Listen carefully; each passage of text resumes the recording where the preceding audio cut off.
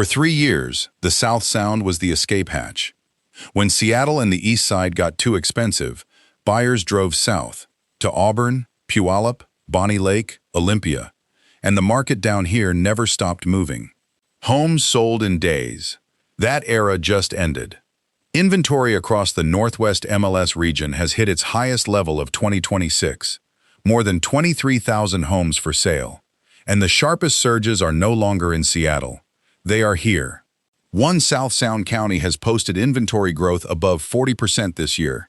10 South Sound cities where homes are suddenly sitting, counted down to the most flooded markets south of Seattle. Number 1 is the last place most people would guess. Let's get into it. Starting at number 10, the Pierce County Plateau, Bonney Lake, Sumner, South Hill, and Lake Tapps. These communities were the definition of the pandemic boom.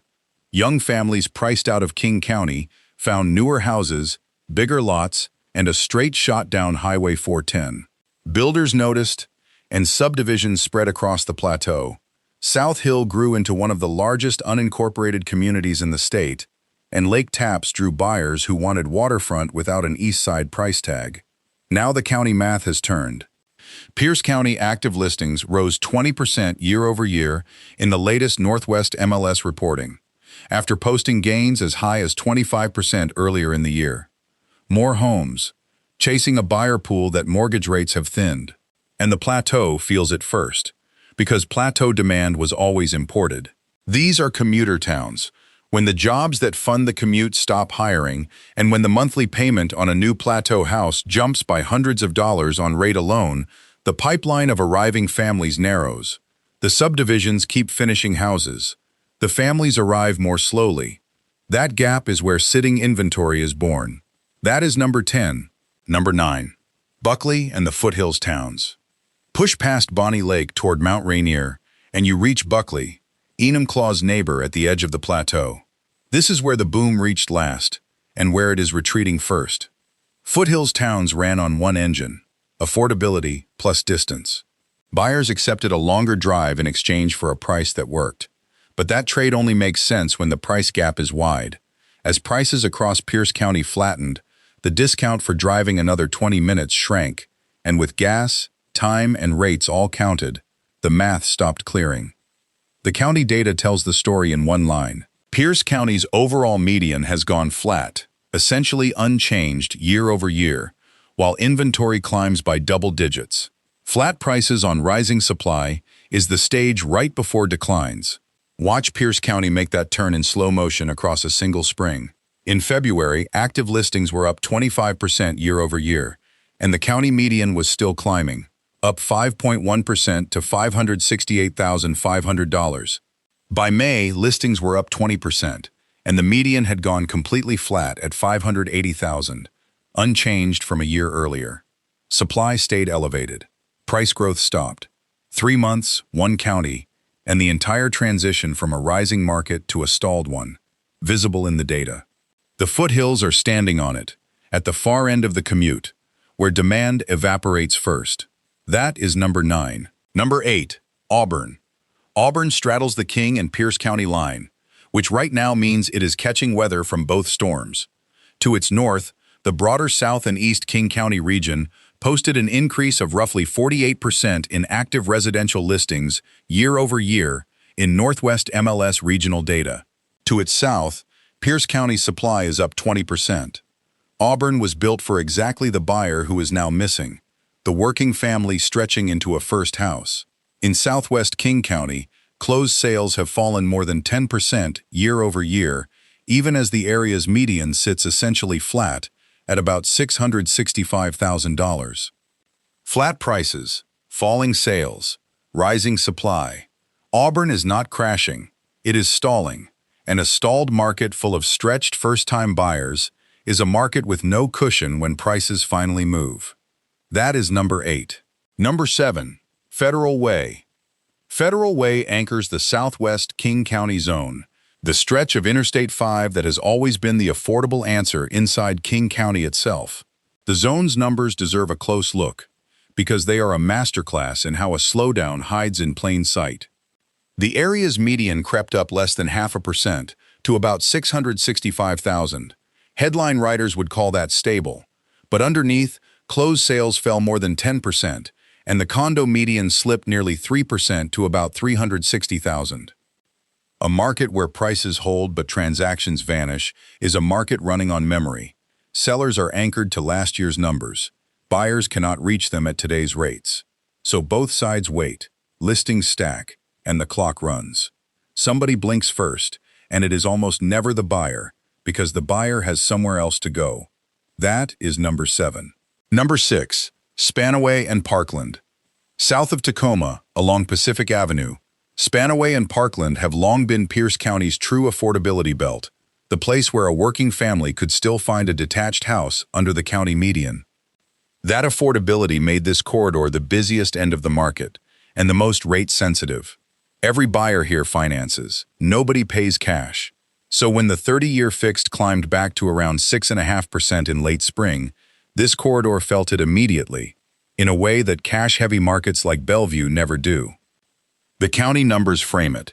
Pierce County's condo median, the entry point for this area's first-time buyers, fell 10% in a year.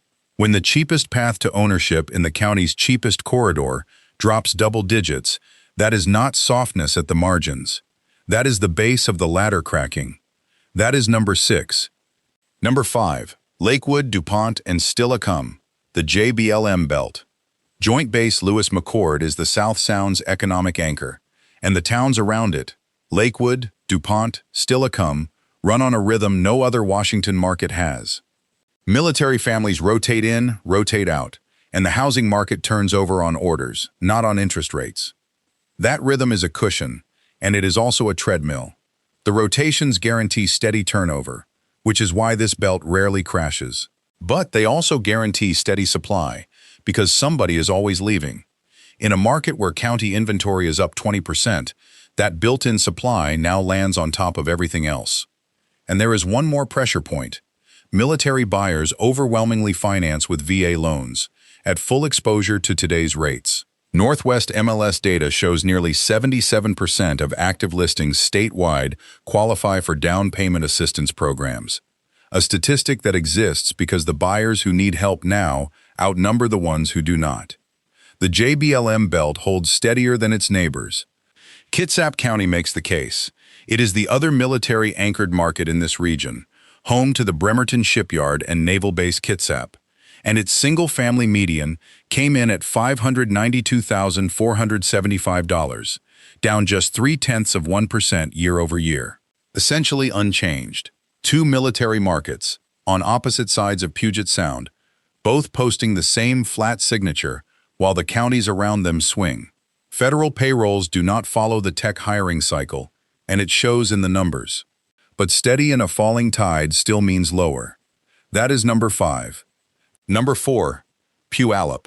Puyallup is the South Sound's bellwether, big enough to generate real data, suburban enough to represent the whole region, and its current numbers are the clearest snapshot of the stall anywhere south of Seattle. The median sale price in Puyallup sits at $580,000, right at the Pierce County median, essentially flat. But look at the supply side. Roughly 545 homes are actively listed, close to 3 months of inventory, and homes are taking around 3 weeks to go under contract, in what should be the fastest season of the year. It is worth being precise about what 2.9 months of inventory means, because the phrase gets used loosely. It is the time it would take to sell every listed home at the current pace, with no new listings added. Under 3 months is traditionally considered a seller's market, 4 to 6 is balanced, and above 6 favors buyers. So Puyallup is not in buyer's market territory yet. What it has done is walk right up to the edge of one. For a suburb that spent a decade in a market where anything listed on Thursday was gone by Sunday, arriving at the boundary of balance is the change, even before a single price falls. 3 months of inventory is the textbook edge of a balanced market, and Puyallup has not seen balance in a decade. Sellers here have operated on the assumption that any reasonable house sells in a weekend. That assumption is expiring in real time, listing by listing, week by week. When the bellwether stalls, the region follows. That is number 4. Quick pause before the top 3. This whole video exists because viewers in Auburn, Puyallup, and Bonney Lake asked for it. So if you live in one of these towns, subscribe. I read every one while building these.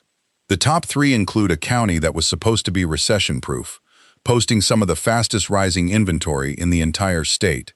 It is not where most people would guess. Number 3, Tacoma. Tacoma spent the boom years as Seattle's overflow valve, and we covered its inventory surge in the last video. What earns Tacoma a higher spot this time is what the stall does to a city that borrowed its demand.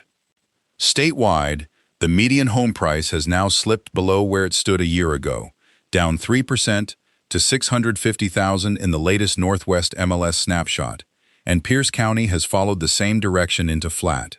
Tacoma's buyer pipeline was priced out Seattleites, and Seattle's own softening means fewer of them are being pushed south. And the scale of the market above Tacoma explains why that matters so much. The Seattle Metro is still the 4th most expensive housing market in the United States, with a median sale price of $735,375 in the RE/MAX April report. For a decade, Tacoma's business model was capturing the people who could not clear that number. Brokers in the region have described this year's market as starting late compared to normal seasonal patterns, with more homes arriving than buyers are willing to absorb at current prices. When the expensive market above you slows down, the overflow you were built to catch simply stops arriving. Meanwhile, homes across the metro now average 51 days on the market, 5 days longer than last year. For Tacoma's flippers and small landlords, who bought heavily into the North End and Hilltop on cheap money, every extra day is carrying cost with no exit. A city whose demand was borrowed, watching the lender pull back. That is number 3. Number 2, Olympia, Lacey, and Tumwater. The state capital was supposed to be recession-proof. Government payrolls, stable demand, none of tech's whiplash. Which is what makes Thurston County's numbers the quiet shock of this countdown. Thurston County has posted some of the largest inventory increases in the entire 27-county Northwest MLS system every single month this year, up more than 40% year over year in February, up 35% in May, the 3rd highest in the system, still up 29% in June, again among the top 5 statewide. And look at the company Thurston is keeping in that ranking. Of the 5 counties with the largest inventory increases in June, the top 3 were small rural markets.